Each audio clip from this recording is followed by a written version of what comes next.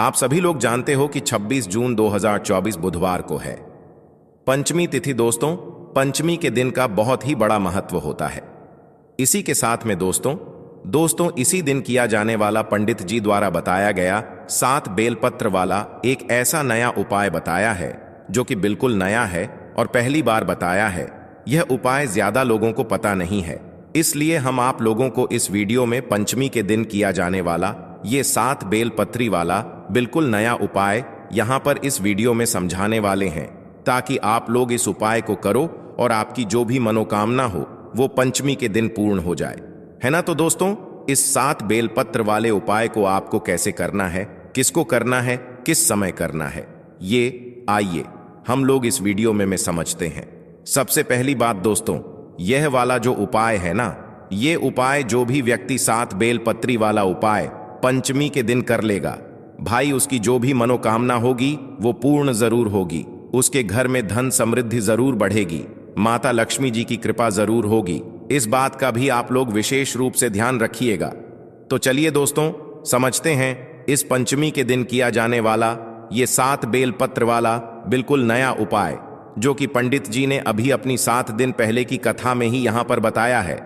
अब दोस्तों, सबसे पहली चीज सीधी सी बात है 7 बेलपत्र वाला उपाय है, तो 7 बेलपत्र तो इस उपाय में हमें जरूरत पड़ेगी ही पड़ेगी। अब उपाय किस समय करना है पहले आप लोग ये समझ लो। तो देखो, उपाय को करने का जो समय है वो सुबह का समय है। किस समय है? प्रातः काल का समय है। लगभग जितना सुबह आप लोग इस उपाय को कर सकते हो उतना जल्दी करना, अन्यथा आप लोग 12 बजे तक भी अगर आप लोग इस उपाय को करोगे तो चल जाएगा।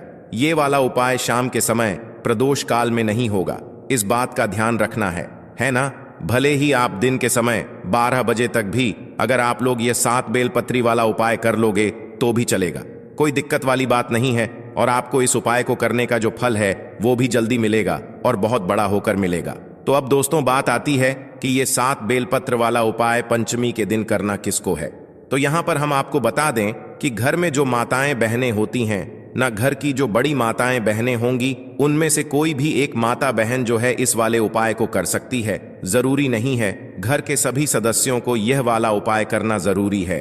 पूरे परिवार का, पूरे घर का अगर कोई एक सदस्य भी इस उपाय को करता है तो पूरे घर परिवार के सदस्य जनों को जो है इस उपाय को करने का फल मिल जाएगा। तो किसको करना होगा ये उपाय? घर की जो बड़ी माताएं बहनें हैं उनको करना होगा। क्या कारण है? क्योंकि घर की माताएं बहनें जो होती हैं वो घर की लक्ष्मी होती है, और जब घर की लक्ष्मी कोई उपाय करती है तो निश्चित सी बात है घर में सुख शांति भी आती है, धन समृद्धि भी आती है और माता लक्ष्मी जी की कृपा भी होती है। तो अब आपको ये सारी बात तो समझ आ गई होंगी। अब हम जानते हैं कि इस उपाय को करने के लिए आपको क्या क्या चीजों की आवश्यकता पड़ेगी। तो सबसे पहली बात तो 7 बेलपत्र वाला ये उपाय है पंचमी के दिन का। तो सीधी सी बात है 7 बेलपत्र तो हमें इसमें लगेंगी ही लगेंगी, है ना।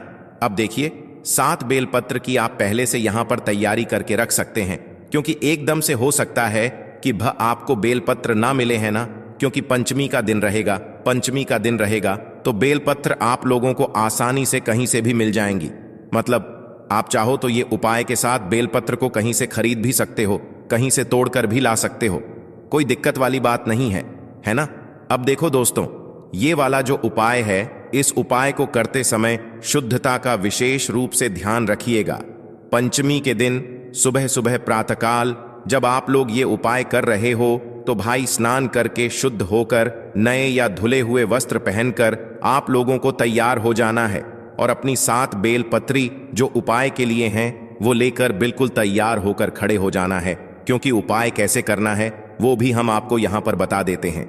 अब देखिए, ये 7 बेलपत्र तो उपाय में होंगी ही होंगी, इसी के साथ में एक लोटा जल भी आप लोगों को लेना है। वो कहां से लोगे वो हम आपको बताते हैं, पर उपाय दोस्तों ये आपके घर से ही शुरू हो जाएगा और मंदिर में जाकर यह उपाय पूरा होगा। इस बात का भी आप लोग विशेष रूप से ध्यान रखना। तो जैसे ही आपके हाथ में जो है 7 बेलपत्री आ जाती हैं और एक लोटा आप लोग अपने पास में रख लेना। अभी आपको भरना नहीं है, मात्र खाली लोटा रख लेना। तो करना क्या है, आपके पास 7 बेलपत्र हैं, एक लोटा आपने रख लिया अपने साथ में। अब देखो, ये 7 जो बेलपत्र हैं ये 7 बेलपत्र 7 अलग अलग जगहों पर हमें समर्पित करनी है। वह 7 जगहें कौन सी हैं वह हम आपको बताते हैं। इसी के साथ में दोस्तों, जैसा कि हमने आपको अभी बताया कि यह वाला जो उपाय है यह आपके घर से ही शुरू हो जाएगा। तो घर से शुरू कैसे होगा? इन 7 बेलपत्र में से जो पहली बेलपत्र होगी यह आपके घर में ही एक स्थान पर चढ़ेगी, जो कि है दोस्तों आपके घर का रसोई घर, है ना। तो आपको क्या करना है, जब आप इस उपाय को करने की पूर्ण तैयारी कर लें, माताएं बहनें में से जो भी इस उपाय को कर रहा है, अगर वह इस उपाय को करने की पूर्ण तैयारी कर ले तो भाई उसको अपनी 7 बेलपत्र को लेकर सबसे पहले कहां पर आना है? अपने ही घर के रसोई घर में आना है। घर के रसोई घर में उस स्थान पर आना है जहां पर माताएं बहनें अपने घर में पीने का पानी वाला स्थान या पीने का पानी रखती हो, चाहे वह आपका आर हो, चाहे वह आपकी गुंड हो, चाहे वह आपका घगरा हो, चाहे वह आपका मटका हो। जिस मटके में से या जिस स्थान में से आप लोग पीने का पानी लेते हो, जिस गगरे में से लेते हो, उसके पास यहां पर आप लोगों को आ जाना है और इन 7 बेलपत्र में से पहली बेलपत्र निकालना है और पहली बेलपत्र को आपने उसी परिंडे के पास में रख देना है जिस परिंडे से या जिस गगरे से आप लोग पीने का पानी लेते हो और पीते हो। उस परिंडे के पास में आप लोगों को अपनी पहली बेलपत्र को समर्पित कर देना है। अंदर नहीं डालना है, जल के अंदर नहीं डालना है। उसी गगरे के पास में जहां पर आपका पीने का पानी रखा हुआ है, उसी के पास में एक अच्छी सी जगह देखकर पहली वाली बेलपत्र को आपको वहां पर शिव जी का नाम लेते हुए समर्पित कर देना है। अब जो हमने आपसे बोला था कि एक लोटा आप लोग अभी खाली रखो, उस एक लोटे को जो अभी आपके पास खाली लोटा रखा हुआ है, इस लोटे को आप अपने इसी गगरे में से भर लो जिस गगरे के पास में अभी आपने जो है इस बेलपत्र को समर्पित किया हुआ है। मतलब कि जहां से आप अपना पीने का पानी भरते हो ना, उसी पानी में से आप लोगों को यह एक लोटा जल अब भर लेना है। पहली बेलपत्र को चढ़ाने के बाद अपना यह एक लोटा जल आपको उसी परिंडे में से, उसी पानी में से भर लेना है जिस पानी में से आप लोग पीने का पानी लेते हो और जिस पानी के पास में आपने ये पहली बेलपत्र को समर्पित किया है। अब आपने एक लोटा जल भी भर लिया। अब आपके पास बची है कुल 6 बेलपत्र। अब इन 6 बेलपत्री को कहां कहां पे समर्पित करना है वो आप लोग सुनो। तो देखो, इन 6 बेलपत्र और अपने एक लोटे जल को तैयार करके आप लोग अपने घर से निकल जाना। अब जैसे ही आप लोग अपने घर से निकलते हो तो आपके घर के पास में जो भी एक बेलपत्र का पेड़ हो, जो कि बेलपत्र का बड़ा पेड़ हो, आपके पास 6 बेलपत्र हैं, एक लोटा जल है, इनको अपने साथ में ही रखकर निकलना है। और जो भी एक बेलपत्र का बड़ा पेड़ आपके घर के आसपास जहां पर भी पड़ता है, आप वहां पर चले जाना है, क्योंकि 7 अलग अलग जगह होंगी, 7 अलग अलग बेलपत्र हैं। हमारे पास तो पहली बेलपत्र तो हमने अपने घर के रसोई घर में परिंडे के पास समर्पित कर दी है। अब दूसरी बेलपत्र को लेकर जाओगे आप लोग यहां पर बेलपत्र के पेड़ के नीचे। बेलपत्र के पेड़ के नीचे जैसे ही पहुंच जाते हो, वह बेलपत्र का पेड़ बड़ा होना चाहिए, छोटा नहीं होना चाहिए। तो जैसे ही बेलपत्र के पेड़ के नीचे पहुंचते हो, अपना वह बेलपत्र मतलब दूसरे नंबर की जो बेलपत्र होगी उसे निकाल लेना और उसी बेलपत्र के पेड़ के नीचे शिव जी का नाम लेते हुए समर्पित कर देना। समर्पित जैसे ही कर देते हो, अपने दूसरे नंबर की बेलपत्र को इसी बेलपत्र के ऊपर आपने जो अपने साथ में एक लोटा जल लेकर आया हो ना, इसमें से थोड़ा सा जल उस बेलपत्र के ऊपर समर्पित कर देना है। पूरा जल समर्पित नहीं करना है, क्योंकि थोड़ा सा जल आप लोगों को अपने लोटे का इसी बेलपत्र के ऊपर समर्पित कर देना है जो दूसरे नंबर की बेलपत्र आपने बेलपत्र के पेड़ के नीचे समर्पित करी है। जैसे ही आप लोग थोड़ा सा जल्द समर्पित कर देते हो, अब वहां से भी आपको उठ जाना है। अब आपके पास बची हैं 5 बेलपत्र और 1 लोटा जल, जो आपके पास अभी आपने थोड़ा सा चढ़ाया उसमें से, है ना। तो अब भाई जो तीसरे नंबर की बेलपत्र है, ये तीसरे नंबर की बेलपत्र को लेकर आप पहुंच जाओगे सीधा अपने घर के पास में जो भी शिव मंदिर हो शिवालय हो, जहां पर शिव जी की शिवलिंग और नंदी विराजित हो, वहां पर पहुंच जाना है। तो जैसे ही तीसरे नंबर की बेलपत्र लेकर आप भगवान शिव जी के मंदिर में पहुंचते हो तो सीधा शिवलिंग के पास में नहीं जाना है। इस तीसरे नंबर की बेलपत्र को लेकर आपको नंदी बाबा के पास में आकर रुक जाना है ना। इस बात का ध्यान रखना। तीसरे नंबर की बेलपत्र को जैसे ही नंदी बाबा के पास में आकर लाकर रुक जाते हो, तो भाई आप लोग देखना कि नंदी बाबा का एक पैर कोई सा उठा हुआ होगा। देख लेना, कोई उठा हुआ होगा या तो मुड़ा हुआ होगा, है ना, किसी को मुड़ा हुआ भी दिखता है, वो किसी को उठा हुआ भी दिखता है। तो भाई आप लोगों को जो है वो वाला पैर देख लेना, जो मुड़ा हुआ हो या उठा हुआ हो। आपको उस उठे हुए या मुड़े हुए पैर के पास में अपनी ये तीसरे नंबर वाली जो बेलपत्र होगी इसको समर्पित कर देना है। ये जो तीसरे नंबर वाली बेलपत्र आप लोग नंदी के उठे हुए पैर के पास समर्पित करोगे ना। यहां पर आप लोगों को कोई भी जल समर्पित नहीं करना है, इस बात का ध्यान रख लेना। समझ गए आप लोग? तो तीसरे नंबर की बिलब नदवा के उठे हुए पैर के पास आपको समर्पित कर देना है। अब चौथे नंबर की बेलपत्र की बात करते हैं कि ये कहां पे समर्पित होगी। तो ये जो बेलपत्र है ये आपको लेकर आ जाना है भगवान शिव जी के शिवलिंग के पास में। तो शिवलिंग जहां पर विराजित हो वहां पर आप लोगों को आ जाना है और शिवलिंग के ऊपर आप लोग सबसे पहले माता अशोक सुंदरी जी का स्थान आप लोग देख लेना, समझ लेना, किसी से पूछ लेना, हम आपको बता देते हैं। जब भी कि जो माता अशोक सुंदर जी का स्थान है ना वो जलाधारी के बिल्कुल बीचों बीच में होगा। जलाधारी कहां पर होती है? शिवलिंग रखा हुआ होता है, जलाधारी के ऊपर जो जलाधारी होती है जहां से जल बहता हुआ जाता है और नीचे गता है। तो जो जलाधारी होगी, जलाधारी के बिल्कुल बीचों बीच का जो हिस्सा होगा वो होगा माता अशोक सुंदर जी का स्थान। तो आपको क्या करना है, अपनी है चौथे नंबर की जो बेलपत्र है, इस चौथे नंबर की बेलपत्र को आपको माता अशोक सुंदर जी वाले स्थान पर समर्पित कर देना है। चौथे नंबर की बेलपत्र को और डंडी का मुख जलाधारी की तरफ होगा जहां से जल बहता है और नीचे करता है।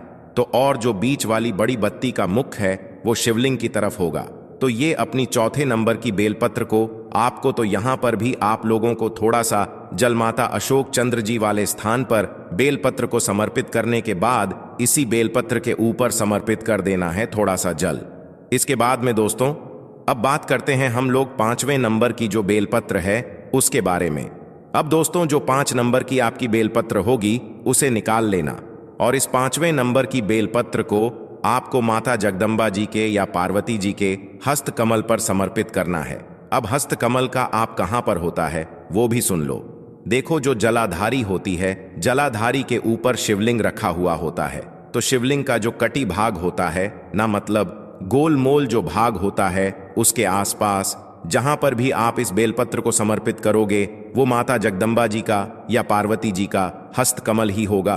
तो आपको क्या करना है, ये जो 5वें नंबर की बेलपत्र है, इस 5वें नंबर की बेलपत्र को आप लोगों को जो शिवलिंग है जहां पर मतलब जला के ऊपर शिवलिंग रखा हुआ है, शिवलिंग का जो गोल मोल भाग है, कटी भाग है भाई, वहां पर कहीं पर भी पास में अपनी जो है ये 5वें नंबर की बेलपत्र को समर्पित कर देना है। और यहां पर भी आपने उस एक लोटे में से थोड़ा सा जल समर्पित कर देना है। कितना जल समर्पित करना है? थोड़ा सा जल समर्पित कर देना है उसी बेलपत्र के ऊपर जहां पर आपने अभी ये माता जगदम्बा जी के हस्त कमल पर ये बेलपत्र को चढ़ाया है। तो यहां पर आप लोगों की कुल मिलाकर हो गई है 5 बेलपत्र। अब आपकी जो छठी बेलपत्र चढ़ेगी वो कहां पर चढ़ेगी? छठी बेलपत्र को निकाल कर आप लोगों को चढ़ाना है भगवान शिव जी की शिवलिंग के ऊपर है ना। तो शिवलिंग के ऊपर आप लोगों को ये छठी बेलपत्र को चढ़ाना है। बस इस बात का ध्यान रखना कि आप जिस तरफ से इस बेलपत्र को चढ़ा रहे हो उस तरफ आपकी इस बेलपत्र की पत्ती का मुख होना चाहिए और आपकी विपरीत दिशा में इस बेलपत्र की डंडी का मुख होना चाहिए, है ना। जो बीच वाली बड़ी पत्ती होगी इस पत्ती का मुख आपकी तरफ होना चाहिए। जिस तरफ से भी आप इस बेलपत्र को भगवान शिव जी के शिवलिंग के ऊपर चढ़ा रहे हो, है ना, तो शिवलिंग के ऊपर जैसे ही आप लोग इस बेलपत्र को चढ़ा देते हो तो इसके ऊपर भी, इसी बेलपत्र के ऊपर भी आपको थोड़ा सा जल यहां पर वापस से समर्पित कर देना है ना। कर दिया आप लोगों ने? अब आपके पास बची है दोस्तों कुल मिलाकर मतलब एक बेलपत्र और 7वीं और आखिरी बेलपत्र, है ना। तो आखिरी वाली जो बेलपत्र होगी इसको आपको क्या करना है वो बहुत ही ध्यान से सुन लो।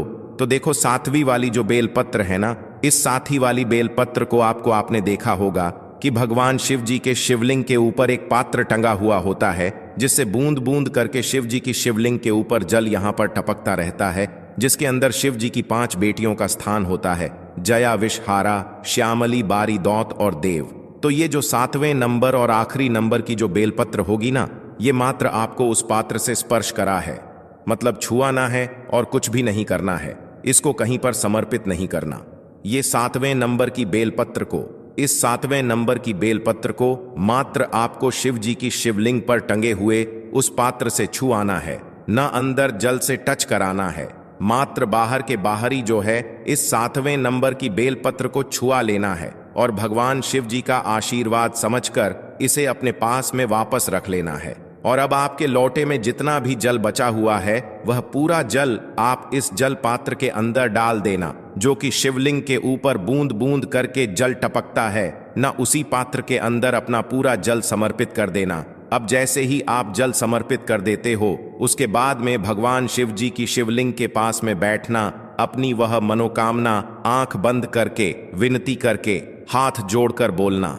जिस मनोकामना के लिए आप लोग ये वाला उपाय कर रहे हो, धन समृद्धि के लिए कर रहे हो तो वो बोलना, लक्ष्मी प्राप्ति के लिए कर रहे हो तो वो बोलना, या आपका कोई काम रुका हुआ हो, अटका हुआ उस काम के लिए कर रहे हो तो अपना वह काम बोल देना, अपनी कोई भी एक मनोकामना बोल देना।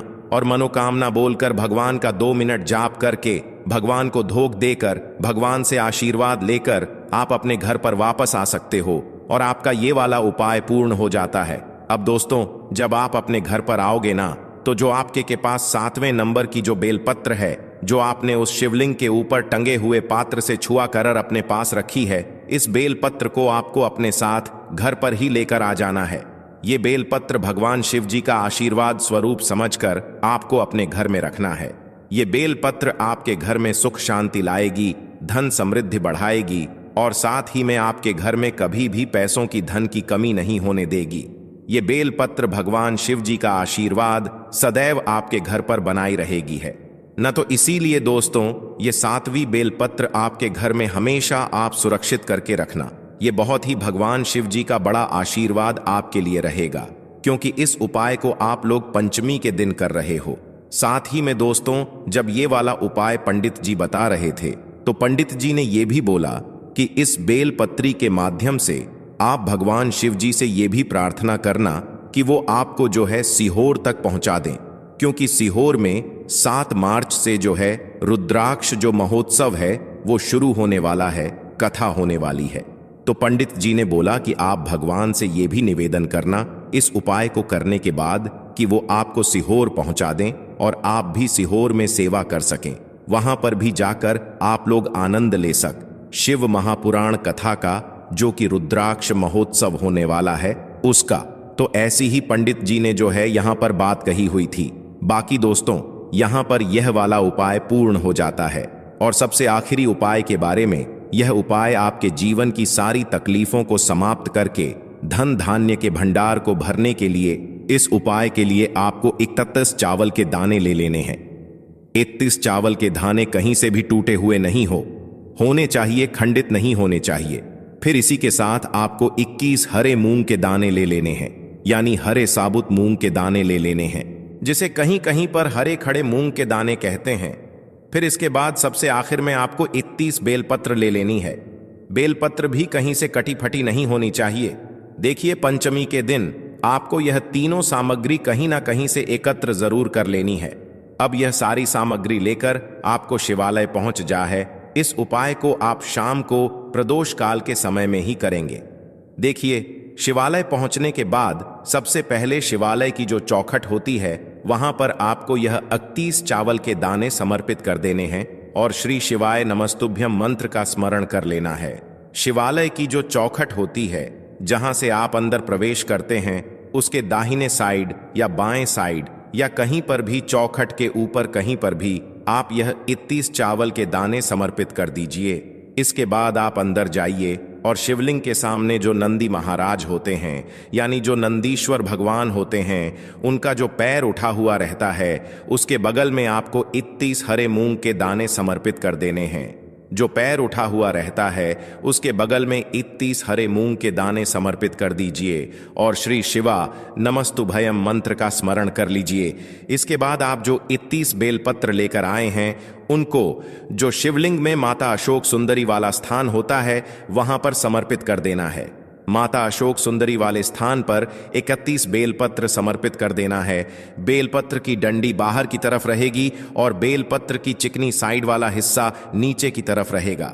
इसके बाद फिर से आपको श्री शिवाय नमस्तुभ्यम मंत्र का स्मरण करते हुए अपनी मनोकामना का स्मरण कर लेना है। पूज्य गुरुजी ने कहा कि पंचमी के दिन में जो भी व्यक्ति यह 3 या S1 वाला उपाय कर लेता है तो उसके जीवन के सारे संकट समाप्त हो जाते हैं और उसको भी धन धान्य की प्राप्ति होती है। तो दोस्तों, यह थे पूज्य गुरुजी द्वारा बताए गए कुछ बहुत ही खास उपाय। अगर आपको जानकारी अच्छी लगी हो तो वीडियो लाइक करिएगा। मिलते हैं फिर एक नए वीडियो के साथ।